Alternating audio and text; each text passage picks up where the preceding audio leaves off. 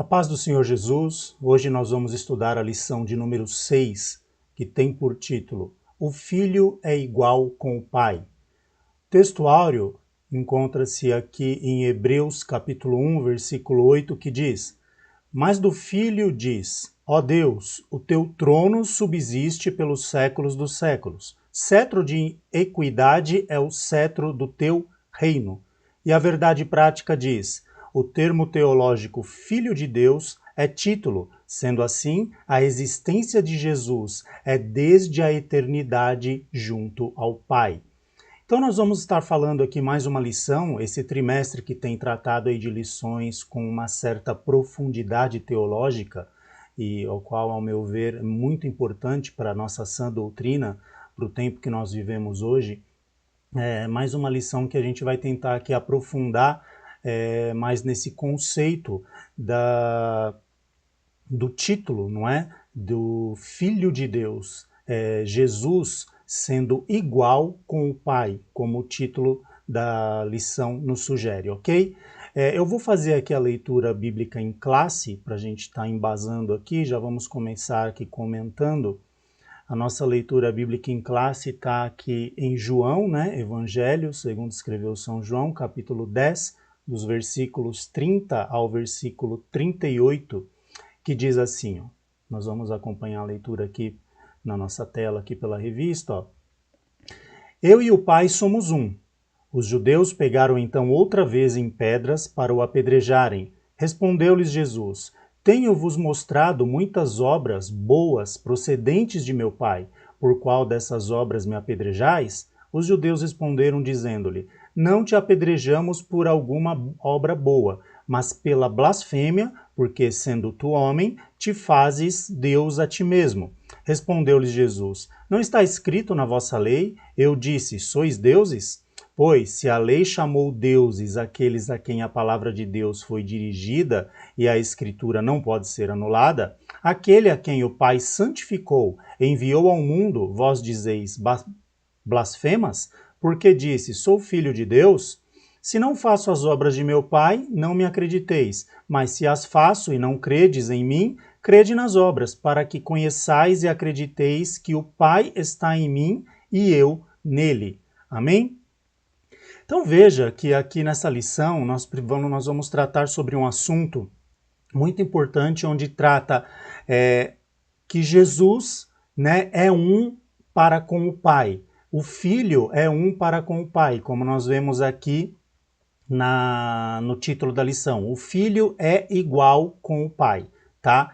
A Bíblia, desde o começo, ela nos apresenta uma trindade santa, né? Dos primeiros versículos lá do Gênesis, se os irmãos observarem lá, por exemplo, o Gênesis, no versículo 1, capítulo 1, versículo 1, a Bíblia já nos apresenta ali a trindade, a perfeita comunhão, né? Entre Deus, Pai, Filho e Espírito Santo, um único Deus, mas em três pessoas distintas. Ali nós vemos nos primeiros versículos onde diz, e Deus criou os céus e a terra era sem forma e vazia, o Espírito de Deus movia-se sobre a face das águas, e disse Deus, haja luz e houve luz. Nós vemos aqui nesses três versículos a apresentação do Pai, né? No hebraico, ali no começo, a Bíblia ela escreve ali no Gênesis Elohim, que é o sentido no plural de Deus, não é verdade? Então nós vemos ali o Pai, e o Espírito Santo de Deus, que se movia sobre a face das águas, e a palavra, o verbo, e disse Deus, haja luz, e houve luz. Então nós vemos aí uma perfeita comunhão, uma perfeita harmonia da Trindade, logo nos três primeiros versículos da Bíblia. Então fica muito claro para nós a igualdade, né? Como aqui o comentarista diz, a igualdade, o Filho é igual com o Pai, porque o Filho, ele subsiste desde o princípio, né? O Filho, ele existe desde antes da fundação da eternidade. O Filho é Deus, né? Então nós vemos aqui que essa apresentação bíblica, ela já embasa essa trindade. No começo também, ainda no livro do Gênesis, nós vemos muitas vezes pluralidade de Deus, ou seja, a trindade interagindo entre si. Por exemplo, exemplo, quando Deus cria o homem, nós vemos ali nos versículos, né, onde fala ali sobre a criação, Deus fala, façamos o homem à nossa imagem conforme a nossa semelhança. Com quem Deus estava falando ali? Com a Trindade. Façamos o homem conforme a nossa imagem, conforme a nossa semelhança. Vale destacar também na passagem do dilúvio, né? Após o dilúvio, veio ali depois a torre, aquela passagem da Torre de Babel, melhor dizendo, quando Deus ele vem e vê que a intenção do povo é uma só, e ali Deus fala, olha, agora não vai ter nada que impeça esse povo que está obstinado em levar esse propósito adiante, nós precisamos fazer algo. Aí Deus fala, eia, desçamos e confundamos a língua deles. Ou seja, novamente, nós vemos aqui o papel da Trindade entrando em ação. Então veja que aqui, nesse texto bíblico em classe, nós vemos aqui que Jesus, ele tenta mostrar aqui, né, ele tentando explicar para as pessoas ali naquela época, que ele e o Pai são um. Né? Aqui nós vemos no capítulo 10, versículo 30, eu e o Pai somos um. Só que os judeus, eles entendem isso, eles entendem que o sentido que Jesus estava dizendo aqui era de identidade mesmo, como diz aqui, de título, né? Como diz aqui na verdade prática, o termo teológico Filho de Deus é título. Sendo assim, a existência de Jesus é desde a eternidade junto ao Pai. Só que os judeus aqui, eles não aceitam essa fala de Jesus, e eles aqui apanham pedras, né, para tentar apedrejá-lo, porque segundo os religiosos daquela época, Jesus estava blasfemando. Mas a gente observa que não é isso, né? Que Jesus aqui, ele tenta explicar para eles, olha, respondeu-lhes Jesus no 32, ó, tenho-vos mostrado muitas obras, boas obras, procedentes de meu Pai. Por qual dessas obras me apedrejais? Quer dizer, Jesus está falando, olha, eu tenho efetuado milagres aqui que humanamente é impossível. Eu tenho feito isso através do meu Pai, né? Se equivalendo ali, se comparando em igualdade ao Pai. Falou, e por qual dessas obras vocês querem me apedrejar? E os judeus ali, não vamos te apedrejar por questões de obras, mas porque na cabeça dos judeus, né, você blasfema, eles diziam a Jesus, porque está blasfemando. E Jesus ainda responde, olha, porque não está escrito na vossa lei, eu disse, sois deuses, aqui com letra minúsculas, né? Porque receberam o mandamento de Deus, pois se a lei chama Deus aqueles a quem a palavra de Deus foi dirigida, a escritura não pode ser anulada, aquele a quem o Pai santificou e enviou ao mundo, vós dizeis blasfemas? Porque diz, sou filho de Deus? Aí Jesus aqui vem dizendo, ó, se não faço as obras de meu Pai, não me acrediteis, mas se as faço e não credes em mim, crede nas obras para que conheçais e acreditais que o Pai está em mim e eu nele. Então veja que Jesus aqui, ele tentando explicar essa questão para os judeus, mas ali os religiosos da época, né, dura cerviz, não deram ouvidos a Jesus, já quiseram apedrejar Jesus. Mas no decorrer dessa lição nós vamos estar vendo que a unidade, né, de Deus na pessoa do Pai, do Filho e do Espírito Santo, ela é muito clara na Bíblia para todos nós. E é onde nós vamos estar enfatizando isso melhor agora com os tópicos daqui para frente, tá ok? Bom, vamos aqui então à introdução. Ó. Na introdução, o comentarista diz assim, ó, essa porção bíblica do Evangelho de João é uma das mais contundentes em mostrar que o Filho é igual ao Pai. Afirmar que Jesus é o Filho de Deus, mas não o próprio Deus, é uma contradição em si mesma. O embate de Jesus com os religiosos do Templo de Jerusalém revela essa verdade. E isso é isso que a presente lição pretende mostrar, explicar com sólidos fundamentos escriturísticos. Aqui a palavra-chave é unidade, tá? Veja que como nós falamos, essa introdução fica claro que o Evangelho de João ele enfatiza a igualdade do Pai com o Filho. A negação da divindade de Jesus contradiz totalmente as Escrituras. O próprio embate de Jesus com os religiosos no Templo de Jerusalém revela essa verdade.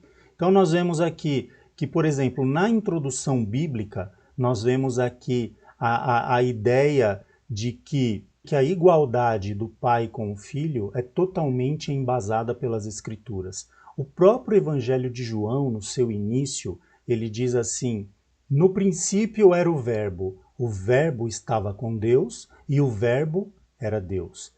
Ele estava no princípio com Deus. Todas as coisas foram feitas por intermédio dele, e sem ele, nada do que foi feito se fez. Nele estava a vida, e a vida era a luz dos homens. Então veja que esse começo do Evangelho de João, ele se encaixa perfeitamente com aqueles primeiros versículos lá no Gênesis, que nós apresentamos ali a Trindade nos primeiros 3 versículos da Bíblia, dizendo que o Verbo estava com Deus e o Verbo era Deus. Aqui no sentido era, porque estava se referindo ao tempo passado, tá? O Verbo, ele é Deus. Ele estava no princípio com Deus. E diz aqui que todas as coisas foram feitas por intermédio dele. Lá no Gênesis nós vemos, acabamos de citar, e disse Deus, o Verbo em ação, haja luz, e houve luz. Então nós vemos que o Verbo de Deus, ele se faz carne. Nós vamos adentrar nessa questão aqui no próprio Evangelho de João. Aqui no versículo 14, ó, ainda no capítulo 1 do Evangelho de João, e o Verbo se fez carne e habitou entre nós, cheio da graça e de verdade, e vimos a sua glória como a glória do unigênito do Pai.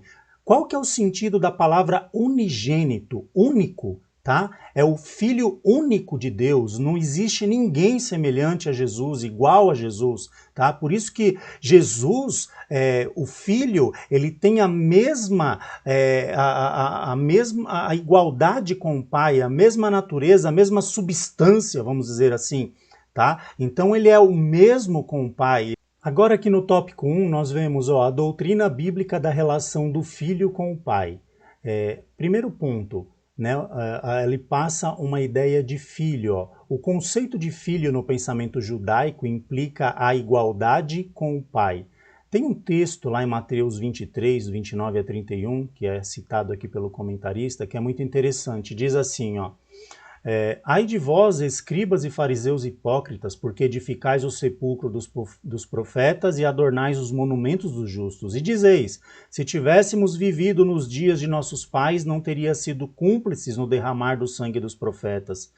Assim vós testemunhais contra vós mesmos, que sois filhos daqueles que mataram os profetas. Ou seja, veja, o que está acontecendo aqui? Jesus está usando aqui esses versículos de Mateus para exemplificar o conceito do pensamento judaico a respeito, né, dessa questão da ideia de igualdade com o Pai, porque aqui os escribas e os fariseus hipócritas estão dizendo, né, que se eles tivessem vivido no tempo dos seus pais, eles não teriam matado os profetas. Quer dizer, eles dizendo isso, eles estão testificando que os pais, né, no sentido de os seus antepassados, foram os que realmente mataram os profetas. E como tem esse sentido que implica em igualdade, eles estão trazendo a culpa sobre eles mesmos. Então Jesus aqui, ele usa esse termo, e os judeus entendem isso muito bem, tá? Que Jesus estava se referindo a essa questão de igualdade. Então a ideia de filho para os judeus era essa questão de igualdade, trazia esse sentido de igualdade. Com esse texto de Mateus 23, Jesus está dizendo que, olha, o pecado dos vossos pais por terem matado os profetas são os mesmos dos de vocês, porque vocês são iguais a eles, tá? Vocês são em equivalência comparados a eles, né? E aqui, ó, continuando o texto, uma das ideias de filho na Bíblia é a identidade de natureza. Isso pode ser visto no paralelismo poético do salmista. Lá no Salmo 8,4, o salmista usa um paralelismo poético, que ele diz assim, o que é o homem mortal para que te lembre deles, e o filho do homem para que o visites? Aqui está se referindo ao homem mortal, né? Ao homem mortal e ao filho do homem. Esse paralelismo é sinônimo em que o poeta diz algo e em seguida repete esse pensamento em outras palavras. A ideia de homem mortal é repetida em filho do homem. Outro exemplo encontrado nas palavras de Jesus, assim vós mesmos testificais que sois filhos dos que mataram os profetas, lá em Mateus, o texto que nós usamos agora há pouco, 23:31. Isso porque os escribas e fariseus consideravam os matadores dos profetas como seus pais. tá? Então veja que fica claro para a ideia dos judeus, da comunidade judaica, dos religiosos daquela época de Jesus, que essa questão de filho, ele traz esse conceito de igualdade, tá? Agora vamos à questão do significado teológico, né? Aqui nesse tópico 1, ainda o comentarista vem dizendo, ó, indica igualdade de natureza, ou seja, mesma substância. É o que acontece com Jesus. Ele é chamado Filho de Deus no Novo Testamento porque ele é Deus, veio de Deus. Jesus mesmo disse, eu saí e vim de Deus, João 8,42. E saí do Pai e vim ao mundo, e outra vez, deixo o mundo e vou para o Pai, João 16,28. Tá? Quando Jesus declarou, meu pai trabalha até agora e eu trabalho também, João 5,17, estava declarando que Deus é seu pai. No entanto, seus interlocutores entenderam com clareza meridiana que Jesus estava reafirmando em sua deidade, pois dizia que Deus era seu próprio pai, fazendo-se igual a Deus. Esse é o conceito teológico. Jesus estava realmente se fazendo aqui igual a Deus, né? Então nós observamos essa questão. Por quê? Porque Jesus ele é filho de Deus. Filho de Deus é uma expressão bíblica para referir-se à relação única do Filho unigênito com o Pai. A expressão Filho de Deus revela a divindade de Cristo. Essa verdade está mais clara na Bíblia do que o sol do meio-dia, diz aqui o comentarista. Porque isso é estranho, como pode haver tantos debates sobre o tema. O texto sagrado, né, mas do Filho diz, ó Deus, o teu trono subsiste pelos séculos dos séculos. Cetro de equidade é o cetro do teu reino. Hebreus 1,8, que foi o texto áureo que nós lemos. Olha aqui que diz o versículo. Ó, mas do Filho diz, Deus dizendo sobre o Filho, ó Deus. Quer dizer, Deus chamando o Filho de ó Deus. O teu trono subsiste pelos séculos dos séculos, cetro de equidade e cetro do teu reino. Hebreus 1,8. Veja que é o mais crucial, pois é uma citação direta dos Salmos 45, 6, 7. Vamos ver o que diz lá no Salmo 45, 6, 7? Então, no Salmo 45, 6 e 7, é a referência que o escritor aos Hebreus usou para falar esse versículo lá em Hebreus 1,8. No Salmo 45, 6 diz... O teu trono, ó Deus, subsiste pelos séculos dos séculos, cetro de equidade e cetro do teu reino. Amaste a justiça e odiaste a iniquidade, por isso Deus, o teu Deus, te ungiu com óleo de alegria, mais do que aos teus companheiros. Então veja que é uma própria citação, colocando aqui o Filho como Deus, uma própria citação de Deus. E nós temos outros versículos também que falam isso. Se a gente fosse olhar aqui, por exemplo, Salmo 110, versículo 1, vamos dar uma olhada aqui no Salmo 110, versículo 1, o que ele diz? Salmo 110, versículo 1, ó. Disse o Senhor. Quem disse? Deus. Ao meu Senhor, assenta-te à minha direita até que eu ponha os teus inimigos por escabelos dos teus pés. Davi dizendo assim, ó. Disse o Senhor ao meu Senhor, assenta-te à minha direita. Quer dizer, então aqui Davi tinha dois senhores? Não, não é isso que quer dizer. Quer dizer que Deus, o Pai, disse o Senhor ao meu Senhor. Quem é esse outro Senhor? O Filho, Jesus. É um salmo profético. Então veja que coloca ambos como Senhor, tanto o Pai quanto o Filho. E Deus, o Pai, aqui diz ao Senhor, Jesus, o Filho, Deus, Jesus, Filho, assenta-te à minha direita. Deus falando para Jesus, até que eu ponha os teus inimigos por escabelo dos teus pés. Veja que nós temos citações proféticas do Antigo Testamento se referindo ao Filho como Deus em igualdade com o Pai. Então, isso é indiscutível nas Escrituras. Veja que depois o próprio Jesus ele ratifica essa passagem do Salmo 110, lá em Mateus capítulo 22, versículo 41, quando ele tem um embate ali com os fariseus. Eu vou ler aqui, ó, Mateus 22, 41. Ora, enquanto os fariseus estavam reunidos, interrogou-os Jesus, dizendo, que pensais vós do Cristo? De quem é filho? E os fariseus responderam, né? Os fariseus responderam-lhe, de Davi. Aí Jesus replica, ó, replicou-lhes ele, como é, então, que Davi, no Espírito, lhe chama Senhor, dizendo, Aqui o versículo 44. Disse o Senhor ao meu Senhor, assenta-te à minha direita, até que eu ponha os teus inimigos debaixo dos meus pés. Se Davi, pois, lhe chama Senhor, como é ele seu filho? E ninguém podia responder-lhe palavras nenhuma, desde aqueles dias jamais ousou alguém interrogá-lo. Quer dizer, no conceito dos judeus, o Messias seria filho de Davi. E Jesus aqui ele mostra que o filho, ele é semelhante ao pai.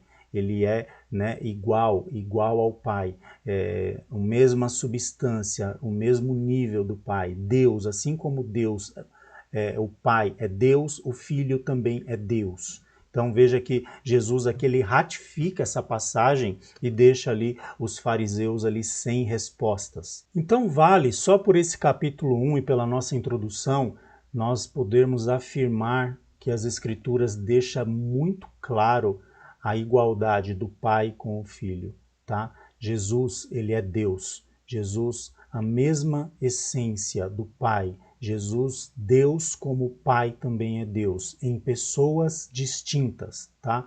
Agora aqui, no nosso tópico 2, nós vamos dar uma olhada aqui. O tópico 2 diz, a heresia do subordinacionismo. Orígenes. O subordinacionismo é toda a doutrina que declara ser o filho subordinado ao pai, ou um Deus secundário, ou menos divino que o pai. Os monarquianistas dinâmicos, ou adocionistas, ou arianistas, são os principais representantes dessa heresia.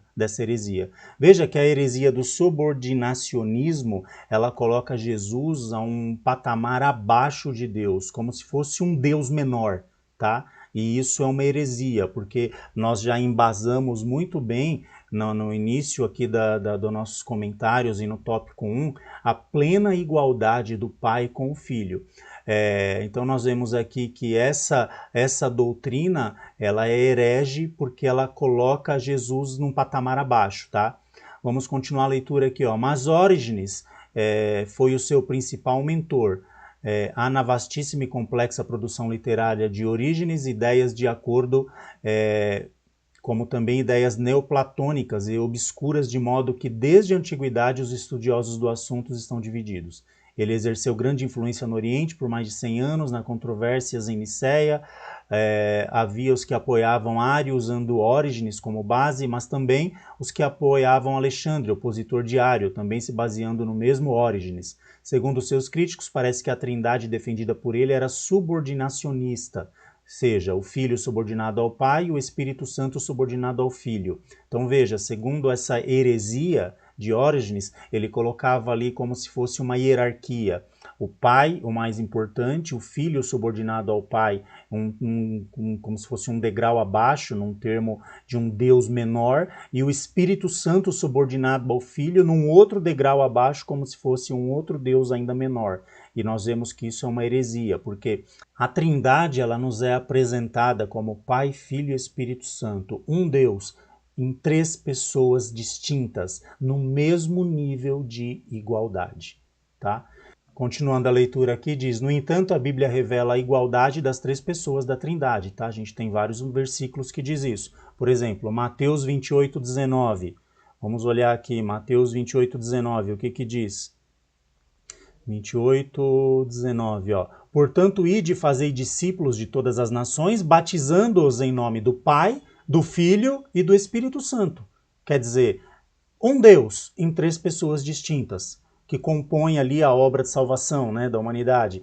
O Pai, o Filho e o Espírito Santo. Quando nós damos a bênção apostólica também nos nossos cultos, nos finais dos nossos cultos, nós falamos que o amor de Deus Pai, a graça do nosso Senhor Jesus Cristo e a comunhão do Espírito Santo seja com todos, com toda a igreja, e a igreja diz amém. Então veja, é mencionado, né, Deus nas suas 3 pessoas distintas num nível de igualdade, tá? Falando sobre amor, graça e unidade, que compõem, né, as características, né, ou os atributos de Deus, né? Um único Deus em 3 pessoas, tá?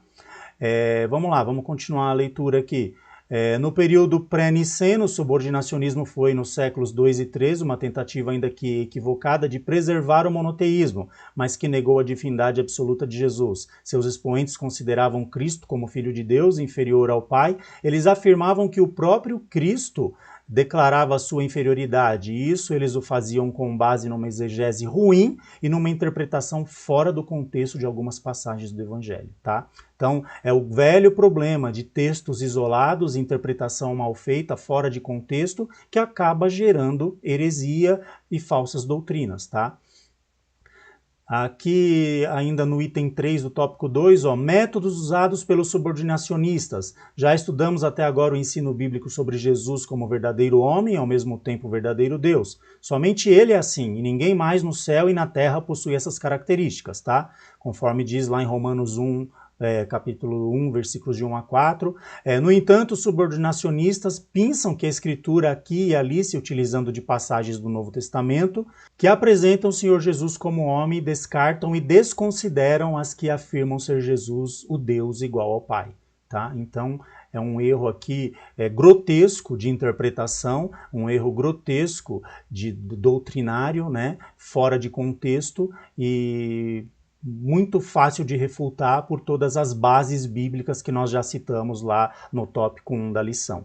Tá? No tópico 3, a lição também aborda aqui como o subordinacionismo se apresenta nos nossos dias, nos dias de hoje, através de algumas religiões que estão aí predominando boa parte do mundo. Uma delas aqui no contexto islâmico, por exemplo. O islamismo não considera Jesus como filho de Deus, mas como Messias e profeta, e coloca Maomé acima dele. Nenhum cristão tem dificuldade em detectar o erro de doutrina, né? Efésios 1, 21, Filipenses 2, 8, 11, vamos ver o que diz aqui, Efésios 1, 21, e o texto também de Filipenses, Efésios 1, 21 diz assim: muito acima de todo principado e autoridade, poder e domínio de todo nome que se nomeia, não só neste século, mas também no vindouro.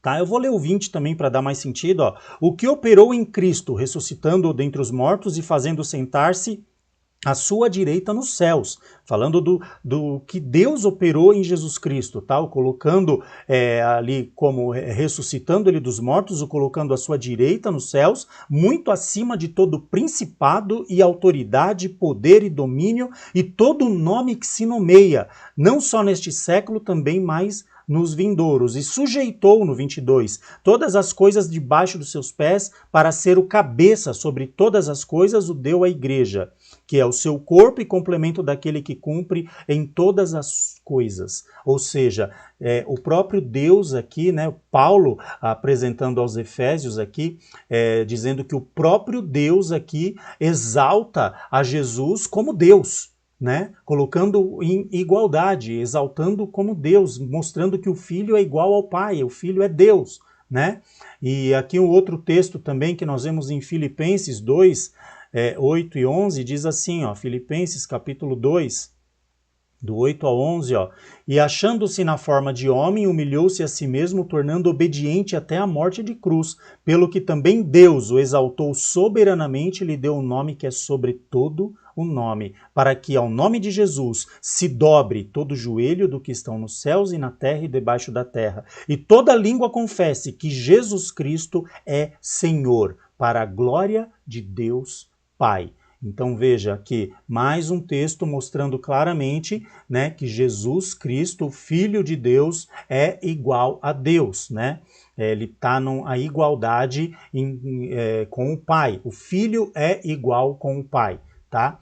Então aqui o Alcorão afirma que é blasfêmia dizer que Jesus é filho de Deus, isso com base numa péssima interpretação, pois significaria uma relação íntima conjugal entre Deus e Maria. Eles afirmam que é o caso lá da concepção, né, do nascimento de Jesus e Maria. Eles não entendem que foi uma obra do Espírito Santo. Maria era uma mulher virgem, ela teve ali uma ação divina, um milagre de Deus que introduz ali um óvulo já, um fecundado ali dentro dela, o útero dela ali serviu ali de um lugar para aquele óvulo fecundado crescer ali, se formar e nascer ali uma pessoa, onde a Bíblia é clara que diz que nasce o unigênito do Pai, um sem igual, um que não tem igual, né? Nós vemos isso tanto no capítulo 1 lá de João, como também no capítulo 3, que é o textuário da Bíblia, lá o 3,16, onde diz que Deus amou o mundo de tal maneira que deu o seu único filho, ou em algumas outras traduções,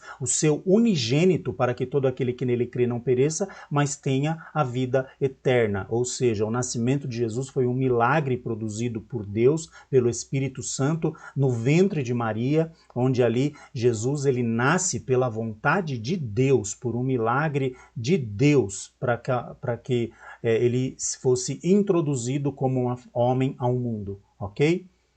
Então veja que isso é um erro grotesco também doutrinário aqui da religião, né, do islamismo, que confunde essa situação. Uma outra prova aqui, né, que até o comentarista utiliza aqui, ó, aqui o mais grave é que seus líderes afirmam que os cristãos pregam esse absurdo, né? Vamos ver que está escrito aqui em Judas 10, que eles estão citando esse versículo também de Judas 10. Judas, versículo 10, diz assim: Estes, porém, blasfemam de tudo que não entendem, naquilo que compreendem de modo natural, como seres irracionais, mesmo nisso se corrompem, tá? As pessoas corrompem aquilo que elas não entendem, que é o caso aqui do islamismo. Ó, lamentamos dizer que até mesmo Satanás e seus demônios reconhecem que Jesus é filho de Deus. Veja, o próprio diabo e os seus demônios, nós vemos passagens na Bíblia, no Novo Testamento, onde Jesus ali ele chega num determinado lugar, né? Em Marcos 5:7, por exemplo, ó, os próprios demônios reconhecem Jesus como filho de Deus. Ó. Vamos ler aqui Marcos 5:7, ó, para ficar bem claro essa passagem. Marcos capítulo 5, versículo 7. E clamando com grande voz disse: Que tenho eu contigo, Jesus, filho do Deus Altíssimo? Conjuro-te por Deus que não me atormentes. Quer dizer, o endemoniado falando para Jesus, os próprios demônios testificando que Jesus é o quê? Filho do Deus Altíssimo, que Jesus é Deus, né? Tanto que eles fugiam de Jesus. Então veja que fica muito claro isso. E esse subordinacionismo que se apresenta hoje não tem base por si só. Então veja, a expressão Filho de Deus no Novo Testamento significa a sua origem e a sua identidade, tá? Como diz lá em João 8,42, e não segue o mesmo padrão de reprodução humana. Vamos ver aqui João 8,42, para a gente também deixar isso bem embasado. João capítulo 8, versículo 42. Respondeu-lhe Jesus: Se Deus fosse o vosso Pai, vós me amaríeis, porque eu saí e vim de Deus, pois não vim de mim mesmo, mas ele me enviou. Quer dizer, Jesus novamente aqui coloca a sua essência, mostrando que ele é igual a Deus, que ele é Deus como o Pai, tá? Então nós vemos aqui que a expressão, né, o Filho de Deus no Novo Testamento significa a sua origem e a sua identidade, e não segue o mesmo padrão de reprodução humana, tá? Jesus foi concebido pelo Espírito Santo.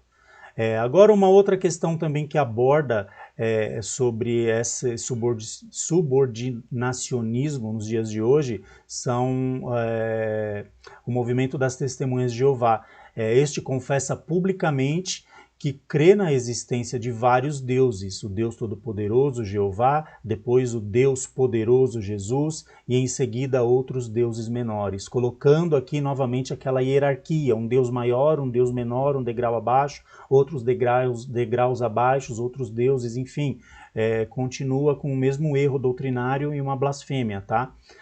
Mas a fé cristã não admite a existência de outros deuses. É verdade que a Bíblia faz menção de deuses falsos. Se são falsos, não podem ser Deus, não é verdade? Por exemplo, Gálatas 4:8. Veja, vamos ver o que está escrito lá em Gálatas 4:8. Ó. Gálatas capítulo 4, versículo 8. Outrora, quando não conheceis a Deus, servis a que por natureza não são deuses, tá? A Bíblia faz menção a deuses com letra minúscula, porém são deuses falsos. E se são deuses falsos, automaticamente não são Deus. Então, é uma coisa que fica muito clara. Não existe deuses além do único e verdadeiro Deus, Criador dos céus e da terra, o Deus da Bíblia, o Deus Pai, né? Nas três pessoas distintas, Pai, Filho e Espírito Santo, como é apresentado na Trindade. Não há Deus fora do Senhor. Só o Senhor é Deus. Aleluia, glória a Deus. E nós vemos aqui que não há, a fé cristã não admite a existência de outros deuses, tá? Então declara o apóstolo Paulo: todavia para nós há um só Deus, o Pai, de quem é tudo e para quem nós vivemos, e um só Senhor, Jesus Cristo, pelo qual são todas as coisas e nós por ele, como está escrito lá em 1 Coríntios 8:6. Eis uma boa pergunta que incomoda as testemunhas de Jeová. Aqui o comentarista deixa aqui uma boa pergunta, ó. Ele diz assim: Jesus Cristo é uma divindade falsa ou verdadeira? Se a resposta for positiva pelas testemunhas de Jeová, eles são obrigados a reconhecer a divindade de Jesus. E a Trindade, né? Mas se for se a resposta deles for negativa, eles estão admitindo que são seguidores de um Deus falso. Então veja, eles ficam sem resposta para essa pergunta. Então, gente, fica muito claro para todos nós aqui que Jesus, ele é Deus como o Pai é Deus. Que Jesus, ele se apresenta aqui em igualdade com o Pai. Um único Deus com três pessoas distintas, Pai, Filho e Espírito Santo.